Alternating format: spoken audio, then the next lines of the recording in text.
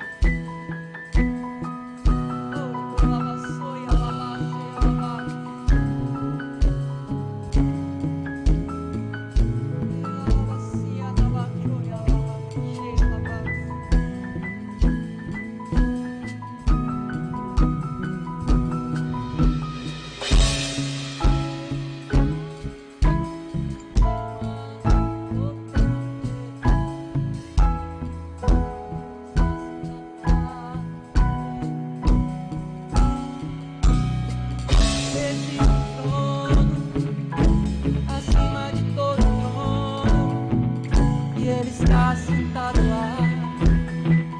Ele está sentado lá. Existe um trono acima de todo trono. E Ele está sentado lá. E Ele está sentado lá. Existe um trono acima de todo trono. E Ele está sentado lá. E Ele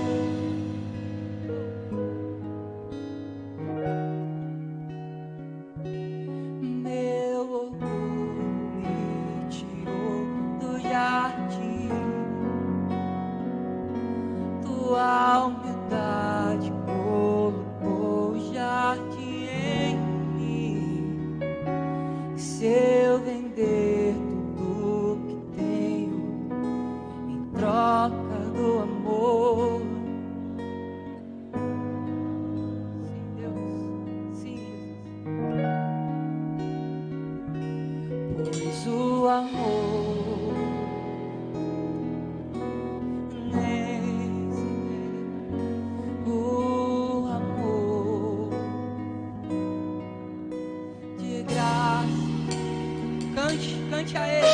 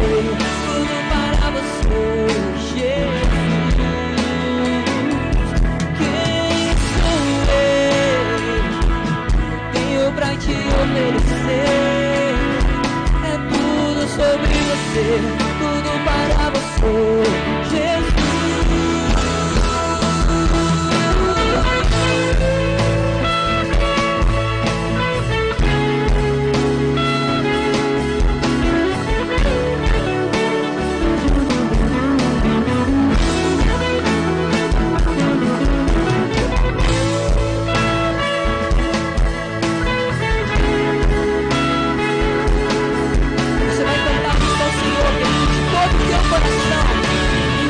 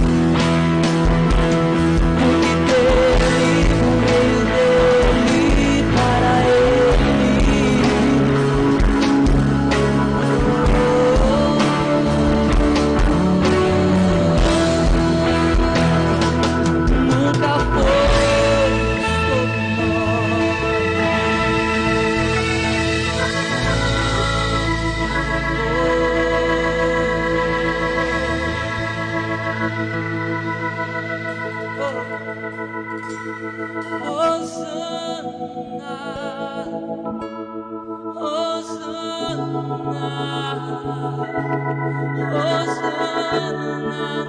maiores alturas. Hosana,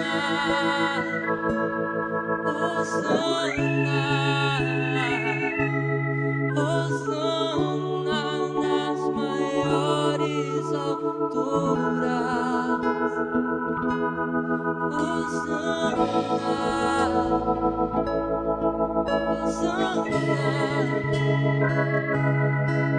Hosana, eleve o nome dele, porque dele, por meio dele,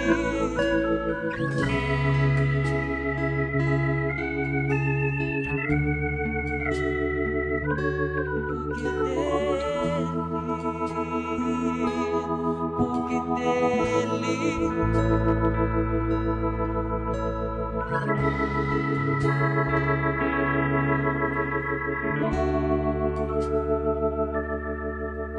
Cante mais uma vez, porque dele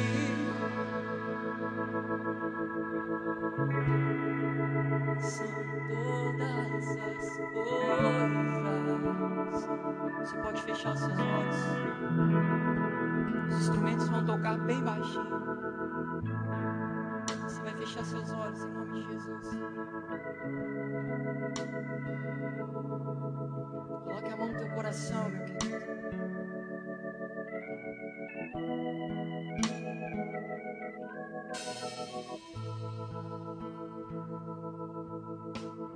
Oh, Jesus. Santo Jesus.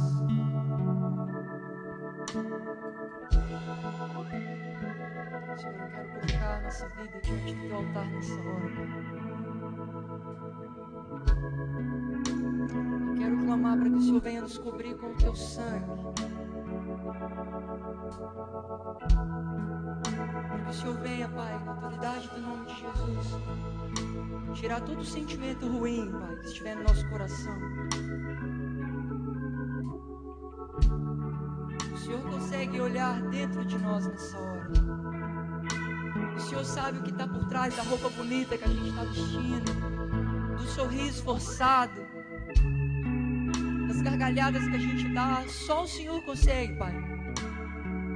E eu clamo para que o teu sangue venha sobre a nossa mente, sobre as nossas emoções, sobre os nossos pensamentos, e venha nos libertar nessa hora de tudo que nos prende, de tudo que tem roubado a nossa paz, de tudo que tem nos atormentado, Deus. E nós, pela fé, tomamos posse da tua paz, que excede o nosso entendimento humano. Nós tomamos posse da tua alegria, que é a nossa força. Tomamos posse da tua unção, que nos capacita a viver neste mundo, a passar por este mundo, mas sem ser igual a este mundo, sem se agarrar a este mundo, Pai. E que o Senhor continue no nosso meio, ministrando a nossa vida através da palavra que vai ser pregada nessa noite. Que tudo que for feito nessa noite, Pai, seja para que o Senhor seja reconhecido, exaltado e glorificado no nosso meio, Pai. Nós oramos e nós te agradecemos. Em nome de Jesus, você que concorda comigo, dê um aplauso ao Senhor, com toda a gratidão que há no teu coração. Em nome de Jesus, Senhor, seja adorado no nosso meio. Aleluia, aleluia. Glória a Deus. Saia do seu lugar e abrace essa pessoa que está do teu lado. Entregue uma palavra para ela, em nome de Jesus.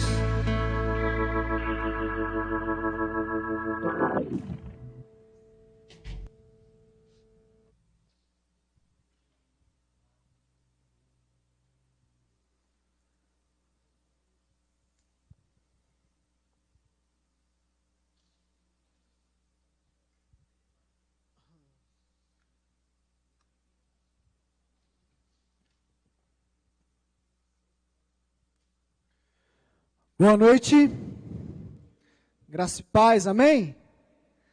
Glória a Deus. Amém? Gostaria de saber quem está nos visitando essa noite. Levante sua mão. Não precisa de ter vergonha, não vou chamar aqui na frente. Uma salva de palmas aos nossos visitantes. Você é muito bem-vindo em nosso meio. Nós somos Ministério Conectados, Ministério de Jovens da Igreja Nova Vida. E existimos para conectar jovens a Deus, a sua palavra e uns aos outros, a fim de capacitá-los para exercer o poder e a glória de Deus na sociedade. Se os obreiros estiverem espertos ali na portaria, pegaram você no pulo, te deram um marca-página com nossos telefones, nosso horário de culto, os ministérios, e também pegaram o seu nome e o seu telefone ali na entrada. Caso isso não aconteceu, você passou batido, nem percebeu os obreiros na porta, você vai no final do culto, passar lá no balcão, a gente tem um balcão ali, você vai deixar seu nome, seu telefone e pegar uma lembrança, vai pegar um presente que a gente quer te dar, a gente quer manter o contato com você. Você é muito bem-vindo em nosso meio, se você não congrega, se você não faz parte de nenhum ministério, nenhuma igreja, seja bem-vindo ao nosso meio para congregar conosco. Caso você já faça parte de alguma igreja, algum ministério, leve o nosso abraço para o seu pastor, para o seu líder de jovens e volte sempre quando quiser, a porta está aberta para você.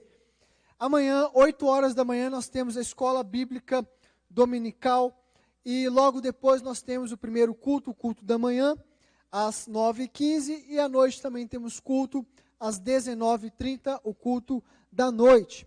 Segunda-feira funciona no Café com Mimo, ali perto da FIC, a nossa célula jovem, a célula no intervalo.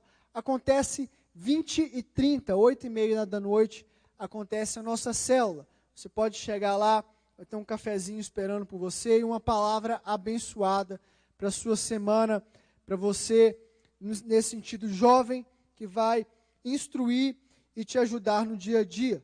Então, segunda-feira, 8h30, lá no Café com Mimo. O Café com Mimo é ali perto mesmo da FIC, em frente ao antigo INSS, ali quase pertinho, em frente ao Vindes, ali perto você encontra. Estaremos lá. Quarta-feira, nós temos culto e acabamos a campanha Curando as Emoções. E na próxima semana, sem ser quarta-feira agora, na próxima semana, começa outra campanha chamada Cura para Famílias. Então, já se prepara aí para você fazer parte dessa campanha. Quinta e sexta-feira vamos ter um evento especial aqui na igreja com a pastora Helena Tanuri. Quinta-feira para as mulheres, você pode adquirir o seu convite amanhã no culto, ou então você pode falar comigo que eu arrumo para você. E na sexta-feira para casais. Então, moças, você que quer fazer parte desse evento, compra o seu convite, porque é essa semana já, então assim, limitadíssimos, né? Está sobrando só alguns, eu acredito que segunda-feira já não tem mais, então se você quiser hoje eu consigo comunicar com a organização, você fala comigo. Estamos em meio à campanha do agasalho, aqui, e ainda nesse mês, ou mais tardar, ao começo do mês que vem, vamos distribuir, então não deixa para o ano que vem. Você tiver aí um agasalho sobrando, um cobertor sobrando, ou então você não tem sobrando, mas você passa na frente de uma banca, né, R$20 um cobertor, você compra um cobertor e ajuda quem está precisando. Quem vai, se não tiver a sua ajuda, vai passar frio, e passar frio não é bom. Sentir frio é bom, mas passar frio não é bom, né? Você está com a roupinha quentinha, está frio, está bacana. Mas você está sem o agasalho, você está sem o seu cobertor, não é nada legal. E o último aviso que eu tenho para vocês é o Congresso Jovem, que vai acontecer em novembro. Mas você já pode fazer sua inscrição, pegar o seu carnê e ir pagando até novembro. Você paga aí de 5 vezes, né? Você vai pagando R$20 por mês aí. Chega novembro, você não tem que tirar R$100 de uma vez para você participar do Congresso Jovem. E onde eu faço a inscrição? Você faz inscrição no aplicativo Nova Vida. Qualquer loja de aplicativo, seja da Apple, seja da Google, você digita lá Nova Vida, que temos o aplicativo da igreja. Você vai em inscrição e faça a sua inscrição. São vagas limitadas, já temos mais de 30 vagas preenchidas, e são 100 ao total. Então, se você não fizer a sua inscrição, você vai ficar de fora. Não deixa para a última hora. Acabou rimando sem querer, mas é isso mesmo. Feche seus olhos, curva sua cabeça, pedir para os obreiros se posicionarem. Senhor Deus, queremos te agradecer, porque até aqui o Senhor nos sustentou, até aqui o Senhor nos ajudou, Deus. Se estamos aqui essa noite, Deus, nessa casa de oração, Pai, é porque o Senhor teve misericórdia de nossa vida, Senhor, e permitiu que nós estivéssemos aqui, Senhor. Então, Deus, queremos honrar o Senhor, Senhor, com o nosso dízimo, a nossa oferta, com o entendimento, Senhor, que tudo é teu, Deus. Tudo veio de ti, Senhor. Então, Deus, queremos honrar e o Senhor continuar nos abençoando, Senhor. Então, abençoa todo dizimista, todo ofertante. Abençoa aquele que não puder participar, abrindo uma porta de emprego, uma oportunidade. Em nome de Jesus. Amém e amém. Você que tem seu dízimo, sua oferta.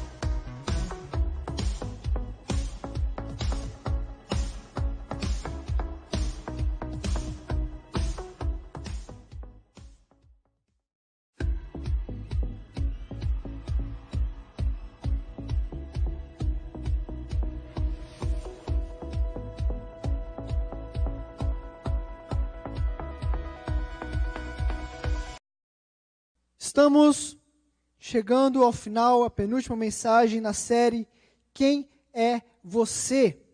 E começamos falando sobre quem nós somos, a nossa autoimagem.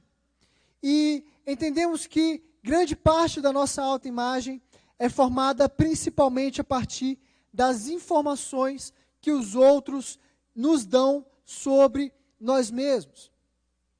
Ou seja, nós, muitas vezes, grande parte da nossa autoimagem é a partir do outro. Aquilo que o outro pensa de mim, a opinião do outro, muitas vezes contribui com aquilo que nós pensamos de nós mesmos, aquilo que nós nos vemos. Em outra parte, a nossa autoimagem é formada pelos sentimentos que nós temos, as ideias que criamos em nossas cabeças, no desenvolvimento da nossa vida. Então, a autoimagem, grande parte dela é formada pelo aquilo que o outro fala que eu sou, e outra parte também é formada pelas nossas experiências, e as experiências negativas têm uma grande influência nas nossas informações, na nossa autoimagem. Então, nós vamos crescendo, nos desenvolvendo e criamos uma autoimagem. Mas é um erro nós nos basearmos a nossa autoimagem, quem nós somos, a partir do que o outro pensa de nós e a partir dos erros que nós cometemos ao longo da vida.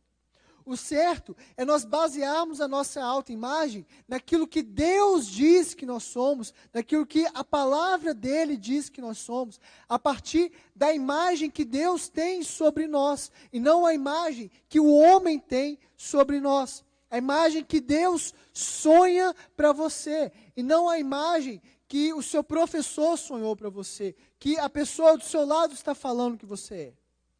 Depois nós falamos sobre autoconhecimento. E logo de cara nós descobrimos que nós só podemos nos conhecer de verdade a partir da verdade de Deus sobre nós. Se nós olhamos para nós mesmos, tentando nos conhecer, e nós olhamos uma mentira, nós não enxergamos a verdade, então nós não conhecemos a verdade. E a própria palavra de Deus diz que a verdade liberta. Então, enquanto você está olhando para si mesmo, buscando se conhecer, está olhando uma mentira, você não está se conhecendo. Você está conhecendo uma mentira, está baseando a sua vida a partir de uma mentira que Satanás e que as outras pessoas tentaram implementar na sua mente. Então, devemos olhar para Deus, devemos olhar para a verdade que é Jesus, e essa verdade vai nos libertar dessas outras mentiras. Então, ao olhar para nós mesmos, para nos conhecer, primeiro temos que olhar para o Redentor e Salvador, que é Jesus Cristo. Temos que olhar para Deus, porque se viemos de Deus, nós temos que olhar para Deus para nos conhecer. Para você conseguir se conhecer, você tem que saber a sua origem. Se você não conhece a sua origem, você não sabe de onde você veio. Se você não sabe de onde você veio, você não sabe para onde você vai. Então você não conhece nada, você não sabe de nada. Então, para você se conhecer, você tem que conhecer a Deus, e Deus vai revelar quem você é. Então, primeiro conhecer a Deus, e depois, a partir de Deus, nos conhecer. E é em Deus que eu conheço os meus dons, as minhas habilidades, as minhas fraquezas, as minhas forças, o meu chamado, o meu propósito, o meu ministério. Em Deus eu conheço realmente quem eu sou. Devemos entender isso, que conhecer a nós mesmos é isso, é conhecer Deus, quem eu sou em você. Hoje eu não enxergo quem eu vou ser daqui a 10 anos. Mas em Deus eu tenho certeza que eu serei uma pessoa melhor, eu serei usado por Ele. Hoje você olha para si mesmo e não consegue conhecer o homem, a mulher que você vai ser. Mas quando você conhece a Deus, Deus revela o homem e a mulher que você vai ser. O marido, a esposa, o pai, a mãe, o professor, o médico, o advogado, o psicólogo, o juiz que você vai ser. Quando você olha para Deus, você se conhece. E se conhece a partir deste olhar. Você realmente conhece quem você é. Eu acho que é muito triste você chegar aos 50 anos, aos 60 anos de idade e olhar para trás e pensar: o que eu fiz na minha vida? Eu passei esse tempo todo sem buscar o que Deus quer para a minha vida. E hoje eu tenho dinheiro, mas eu não tenho felicidade. Hoje eu tenho bens, mas eu não tenho realização, porque eu não busquei aquilo que Deus quer para a minha vida. Lendo sobre filosofia essa semana, um livro com esse título, Filosofia, um guia para estudantes, fala sobre o bem maior, que é a moral em Deus. E diz isso, que Deus é o nosso bem maior, que nós podemos ter todas as coisas. Se nós não tivermos Deus, nós não temos nada. E nós podemos não ter nada materialmente, mas se nós tivermos Deus, nós temos tudo, porque Ele é o nosso bem maior. Deus é o que importa no final das contas. Você pode chegar, quem já viu o Seu Salomão na Lagoinha? Quem já viu? Ninguém, nunca viu não? Paulinho Palhaço? Poucos viram, depois eu vou passar para vocês, estou tentando trazer ele aqui. E o Seu Salomão é um homem de 90 anos que fala isso. Se eu pudesse voltar atrás, eu venderia tudo que eu tinha e valorizava a minha família, valorizava o que Deus tem para a minha vida. Hoje eu só tenho dinheiro e estou morrendo sem nada, porque a única coisa que eu busquei foi dinheiro. Então, buscar o que Deus quer de nós é o sentido da vida. E em Deus nós descobrimos que nós somos filhos, justificados e uma nova criatura. Semana passada foi falado sobre esse aspecto, que nós somos filhos de Deus, que nós somos escolhidos para ser filhos de Deus. E hoje vamos falar sobre justificação.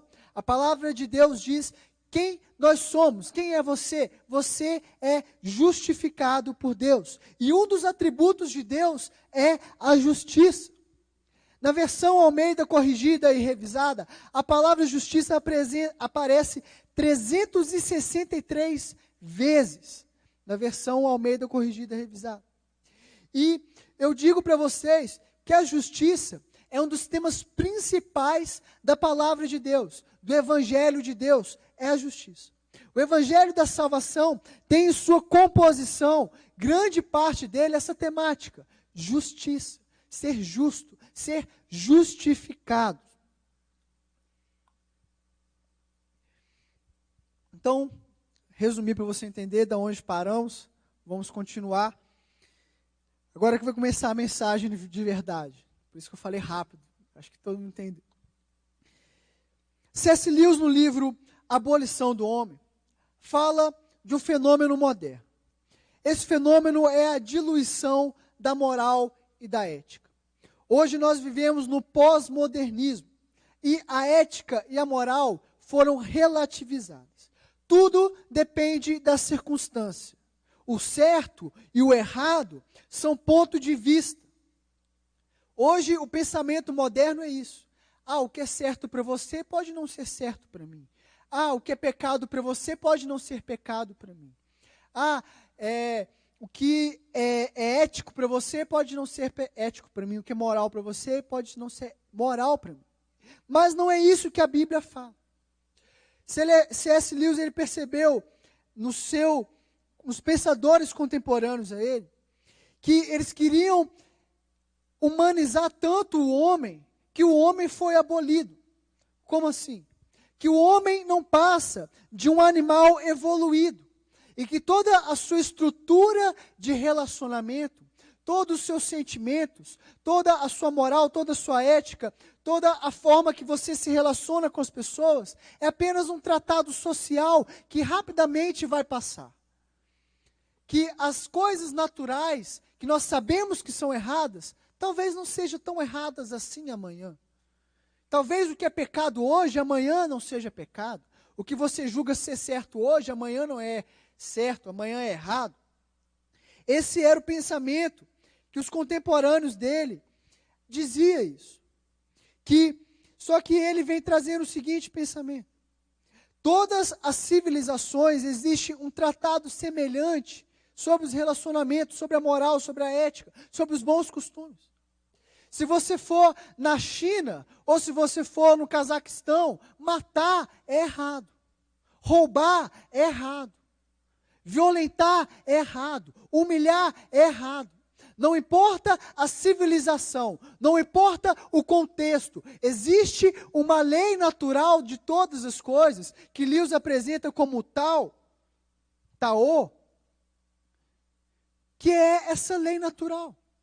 Não importa se você é um nórdico, um viking, você sabe que eles sabiam que tomar a mulher do outro é errado. Eles sabiam que você roubar alguma coisa do outro, do seu próximo, é errado. Não importa se você mora no Brasil ou se você mora na Inglaterra. Você sabe que você humilhar uma pessoa é errado. Então existe uma lei natural de todas as coisas. E quando você fala que não existe essa lei natural, você está abolindo quem é o homem. E ele apresenta que todas as civilizações, Egito, China, nórdico, grego, romano, judeus, todos eles estão em uma estrutura social, uma lei social que coordena as coisas. E quem é contra essa lei, quem transgride essa lei, quem quebra essa lei, é punido de acordo com cada cultura. Mas em toda a cultura existem pontos iguais. No apêndice do livro ele mostra que a filosofia chinesa, que a religião egípcia, ele vai apontando diversas religiões, diversos tratados da sociedade que apresenta que você matar é errado, que você roubar é errado, que todas essas coisas são erradas, que existe uma lei que você entende que as coisas são erradas. Abra sua Bíblia agora comigo em Romanos 3.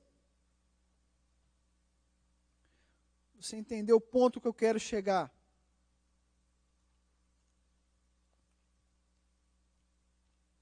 Romanos 3, vamos ler os versículos 9 a 12.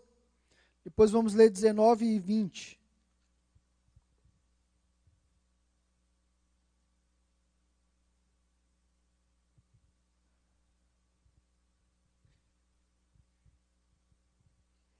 Que concluiremos então? Estamos em posição de vantagem? Não, já demonstramos que tanto judeus quanto gentios estão debaixo do pecado, como está escrito. Não há nenhum justo, nenhum sequer. Não há ninguém que entenda, ninguém que busque a Deus. Todos se desviaram, todos tornaram-se justamente inúteis. Não há ninguém que faça o bem, não há nenhum sequer. Agora vamos para o 19 e 20. Sabemos que tudo o que a lei diz, o diz àqueles que estão debaixo dela, para que toda boca se cale e todo mundo esteja sob o juízo de Deus. Portanto, ninguém será declarado justo dele baseando-se na obediência à lei, pois é mediante a lei que nos tornamos plenamente conscientes do pecado. Aqui Paulo estava dizendo aos romanos, aos judeus nascidos em Roma, aos romanos convertidos ao cristianismo, estava dizendo o que C.S. Lewis disse no livro. Existe uma lei universal, seja para os judeus, seja para os gentios, seja para os romanos, seja para os gregos, seja para quem for. Existe uma lei universal. E você buscar seguir essa lei não te faz menos pecador. Não é porque você busca seguir a lei que Moisés recebeu de Deus e você não busca seguir a lei natural das outras religiões que você é menos pecador. Paulo estava dizendo isso, que tanto os judeus que receberam a lei de Moisés, quanto os gentios que receberam a lei natural, eram pecadores. E para que a lei existe então? Para todo mundo calar a boca. Para ninguém chegar e falar assim, não, eu obedeço a lei 100%. Você pega os 10 mandamentos, você não vai seguir eles 100% o tempo todo. É impossível você crescer sem uma hora ou outra, você desonrar o seu pai. É impossível você crescer sem cumprir os 10 mandamentos o tempo todo. Então você busca seguir a lei, mas a lei não vai te salvar. A lei só mostra o quanto pecador você é. A lei não é para sua salvação. A lei é para te mostrar que você não merece salvação. Vamos ler os versículos 21 a 24. Então todos os povos, não importa a lei, todos pecaram e carecem da glória de Deus. É isso que vai dizer. Romanos 3, 21 a 24. Diz assim: mas agora se manifestou uma justiça que provém de Deus, independente da lei, da qual testemunham a lei e os profetas. Justiça de Deus mediante a fé em Jesus Cristo, para todos os que creem. Não há distinção, pois todos pecaram e estão destituídos da glória de Deus, sendo justificados gratuitamente por sua graça, por meio da redenção que há em Cristo Jesus. Nenhum humano cresce, se relaciona, se desenvolve, envelhece e morre sem cometer nenhuma falha. Seja os judeus que seguiram a lei mosaica, seja os filósofos que seguiam Platão e Aristóteles, seja os chineses que tinham o seu código de ética, seja os vikings que adoravam Thor, não importa. Todos os povos pecaram contra Deus e carecem da glória de Deus.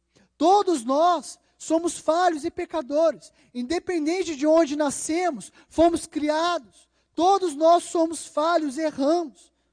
E todos nós fomos justificados gratuitamente.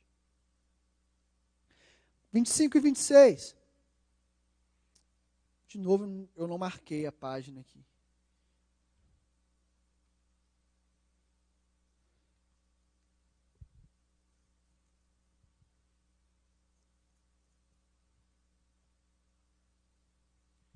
Diz assim: Deus ofereceu como sacrifício para a propiciação, mediante a fé pelo seu sangue, demonstrando a sua justiça em tolerância, havia deixado impunes os pecados anteriormente cometidos. Mas, no presente, demonstrou a sua justiça, a fim de ser justo e justificador daquele que tem fé em Jesus. Deus é justo. Essa é uma das características de Deus, um dos atributos de Deus. Deus é justo, Deus é justiça. E Deus sendo justo, Ele não pode deixar a injustiça passar impune. Ele não pode deixar aquele que transgride a lei passar impune. A sua essência deve punir aquilo que é injusto. E quando Adão pecou, ele tornou a humanidade toda injusta perante Deus. Todo homem agora é injusto. E Deus, após isso, estabeleceu um sacrifício de animal para levar a culpa dos nossos pecados. Essa é a propiciação. Você devia morrer, ser fuzilado. Adão devia ser chamuscado naquele exato momento. Mas o que Deus faz? Deus permite que um animal perfeito, um animal sem nenhum defeito, sem nenhuma mancha, sem nenhuma característica negativa, morra no lugar de Adão, para levar a culpa de Adão. Os animais eram mortos como propiciação, ou seja, para desviar a fúria e a ira de Deus contra o pecado. Os animais eram sacrificados. Para Deus não sacrificar o homem, os animais eram sacrificados. Para Deus não matar o homem, Deus permitia que os animais morressem no lugar do homem. Que o sangue deles, o sangue inocente dos animais, morresse no lugar do homem. Mas esse sacrifício era um sacrifício de um tratado que Deus fez com o seu povo para desviar a fúria contra o seu povo. Mas para salvar a humanidade, não só um povo, Deus ofereceu um outro sacrifício. Ele se ofereceu como sacrifício. Agora, em vez de um animal ser morto pelos nossos pecados, Deus veio à terra e morreu pelos nossos pecados. E Jesus foi o cordeiro da propiciação. Nós devíamos receber o castigo, a morte, o fuzilamento de Deus, a ira de Deus pelos nossos pecados. Mas Jesus falou: eu vou receber a sua ira no lugar de toda a humanidade. Essa é a doutrina da justificação. Você não é justo, você é pecador, você é errado, você é falho. Você não vale nada, mas eu gosto de você.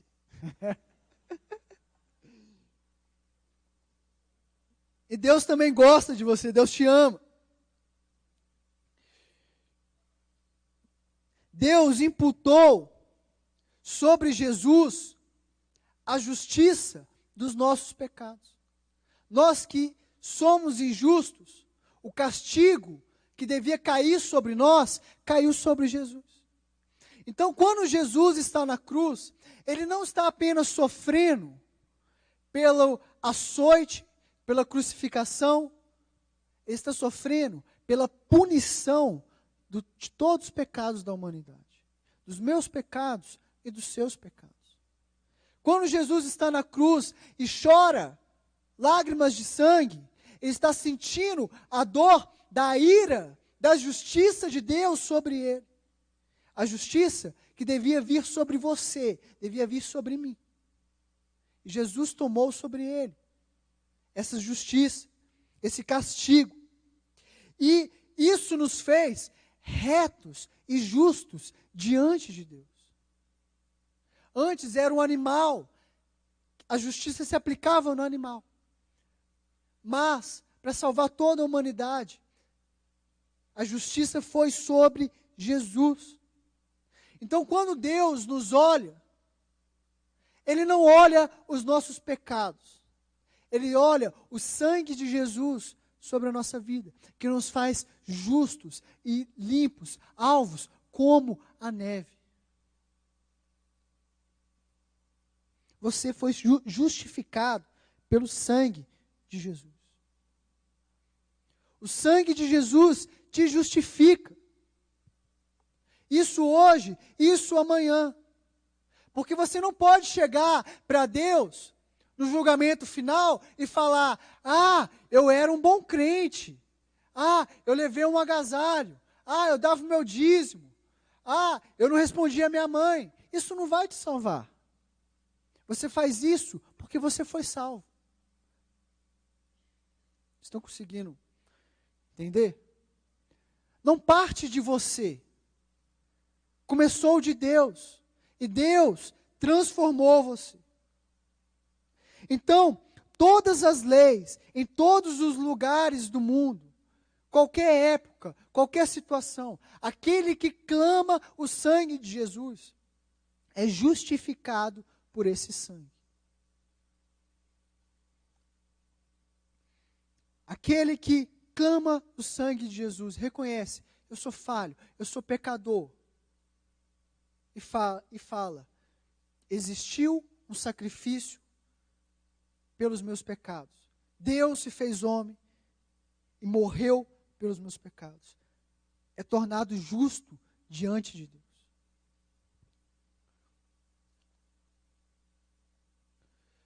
Vamos agora para Romanos 8.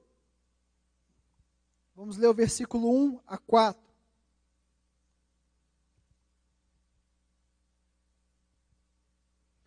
Portanto, agora já não há condenação para os que estão em Cristo Jesus. Por meio de Cristo Jesus, a lei do Espírito da vida me libertou da lei do pecado e da morte. Porque aquilo que a lei fora incapaz de fazer, por estar enfraquecida pela carne, Deus o fez enviando o seu próprio Filho, à semelhança do homem pecador, como oferta pelo pecado. E assim condenou o pecado na carne, a fim de que as justas exigências da lei fossem plenamente satisfeitas em nós, que não vivemos segundo a carne, mas segundo o Espírito.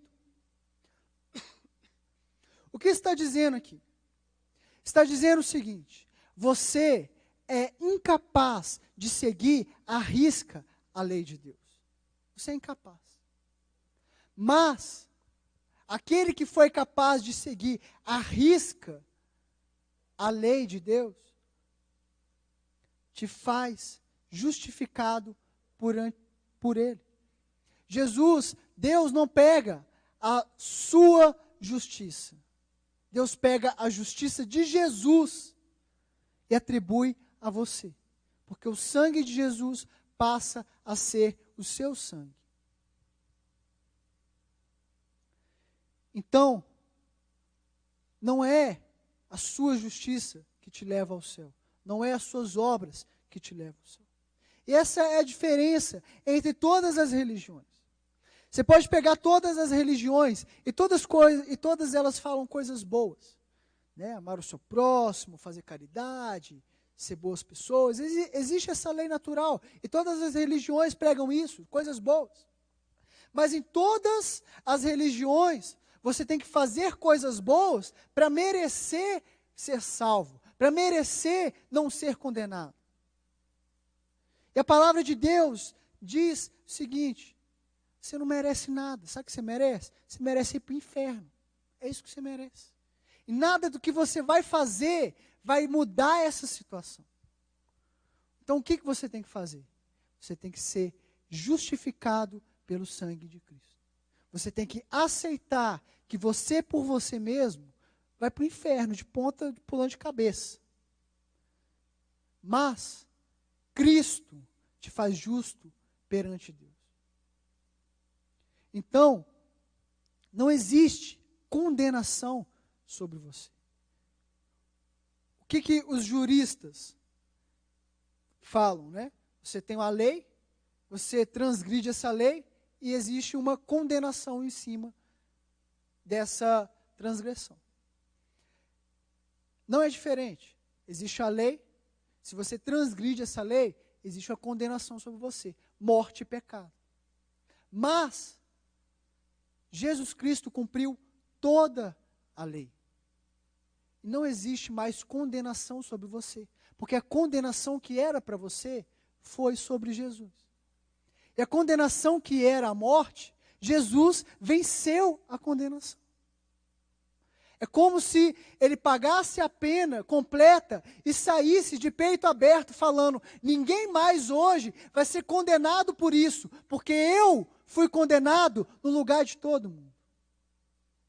É isso que Jesus faz. É isso que é ser justificado pelo Senhor. Você seguir a lei não vai te trazer vida, não vai te levar para Deus. Mas quando você segue a Jesus, a lei se torna algo natural sobre a sua vida. O amor a Deus acima de todas as coisas se torna natural para você. E aquilo que você via como uma lei, uma obrigação, passa a ser um prazer. Tem gente que está no mundo e a obrigação é algo difícil para ele. Não pegar um troco errado, não roubar uma caneta, não passar a mão em alguma coisa. Tem gente que está no mundo e é uma dificuldade grande não trair a namorada, não trair o namorado, vir para a igreja, pedir perdão. Mas, quando você aceita Jesus e é justificado pelo Senhor e é transformado pelo Senhor, essas coisas que são difíceis para quem é carnal se tornam fáceis para você. Porque não é o espírito imundo que habita em vocês, é o Espírito Santo que transforma vocês. De dentro para fora. Então você não coloca suas esperanças nas suas boas ações. Você coloca sua esperança em Deus. E Deus faz que você tenha boas ações. Você foi justificado pelo sangue de Jesus, mediante a fé, você é justo diante de Deus. E é um grande erro nós nos afastarmos de Deus quando nós caímos, como nós pecamos. Nós caímos, nós pecamos e pensamos o seguinte: estou todo errado, não posso chegar diante de Deus. E é isso que o diabo quer que você pense. Eu caí, eu estou errado, eu vou para longe de Deus. E Jesus está te dizendo essa noite, o castigo que você merecia levar, já foi sobre mim. Você pode chegar no Pai, e o Pai não vai te dar uma coça, o Pai vai te dar um abraço. Não é porque você pecou que Deus vai matar sua mãe. Tem um exemplo de uma irmã que pensava isso. Nossa, eu colei, Deus vai matar minha mãe.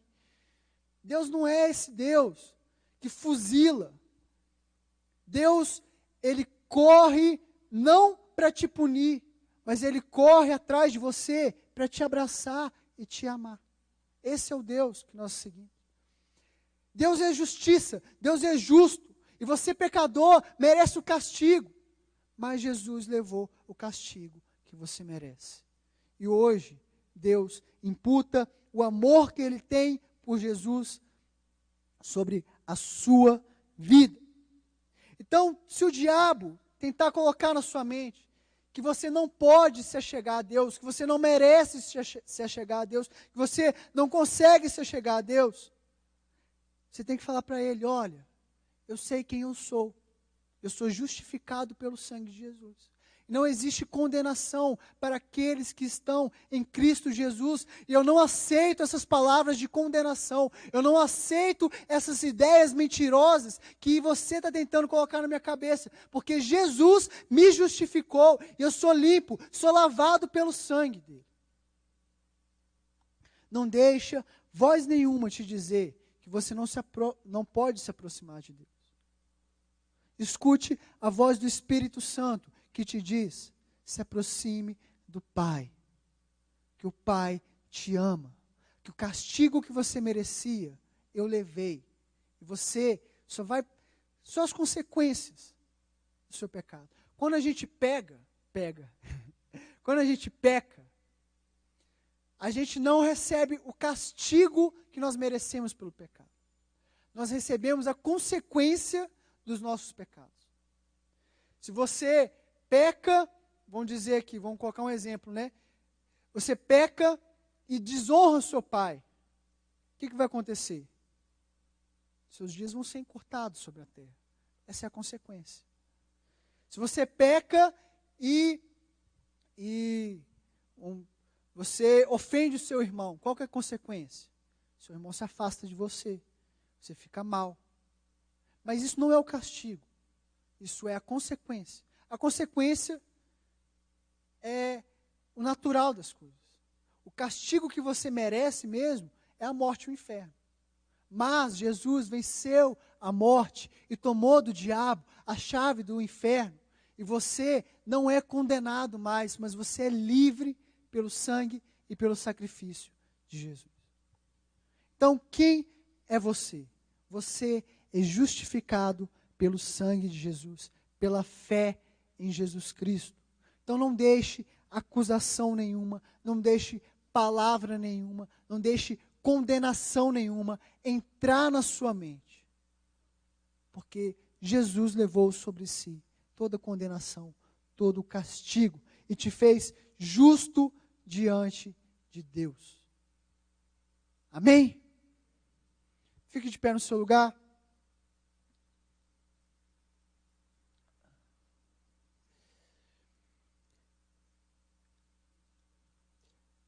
Ao tratarmos de paternidade, nós sentimos muito, né? É uma coisa muito emocional.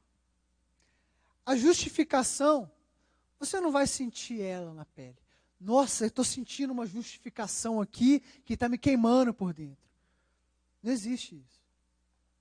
Mas a partir do momento que você entende que você foi justificado pelo sangue de Jesus, existe uma transformação de dentro para fora. Não é algo que você sente, se emociona, mas é algo que você entende e começa a agir por esse entendimento. Conhecereis a verdade vos libertará. O pecado que você cometeu essa semana, o pecado que você cometeu hoje, não é suficiente para te afastar de Deus. Talvez você colocou isso na sua cabeça. Seu pecado te afasta de Deus. Sim, os pecados nos afastam de Deus. Mas Deus não se afasta de você. Você consegue entender isso? Você peca e você ofende a Deus, mas Deus continua te amando do mesmo jeito. E Deus continua olhando para você e vendo o sangue de Jesus sobre sua vida. Deus não olha para você com olhos de condenação, mas Ele olha para você com olhos de misericórdia, de amor. Não há condenação para aqueles que estão em Cristo Jesus. Então não viva a condenação. Não acredite que você está condenado a viver do jeito que você está vivendo, com a dor que você está vivendo, com os pensamentos que você está vivendo, com os sentimentos que você está vivendo. Você não está condenado a isso. Porque em Cristo todas as coisas se fizeram novas. Feche seus olhos, curva sua cabeça.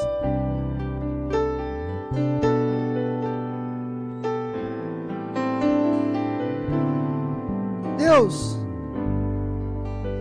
queremos te agradecer por tão grande sacrifício.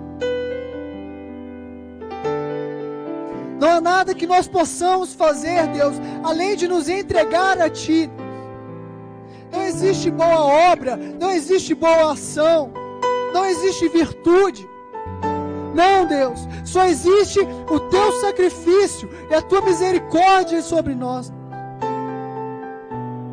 Somos pecadores, somos falhos, mas nos apresentamos diante de Ti, justos, santos, limpos, lavados, pelo Teu sacrifício. Te agradecemos, Deus, por sacrifício, por esse sacrifício, que nos limpa, e nos lava, e nos faz alvos como a neve.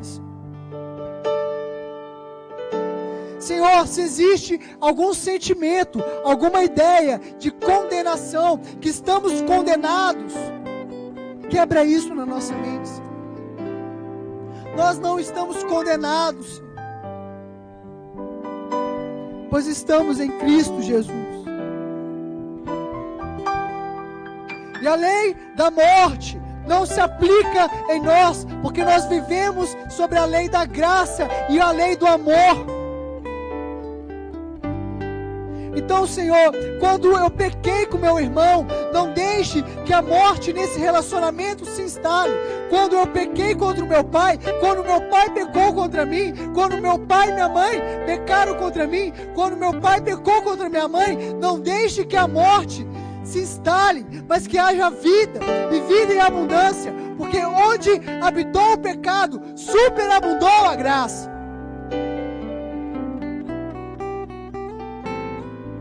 Então não aceitamos a condenação da morte, a condenação da prisão, porque somos livres e temos vida em Ti. Não existe condenação para nós. Eu não estou condenado a ser quem falaram que eu vou ser. Eu não estou condenado nas palavras de maldição que falaram para mim. Eu não estou condenado nos pecados que eu cometi, porque o sangue de Jesus me livra, me livra.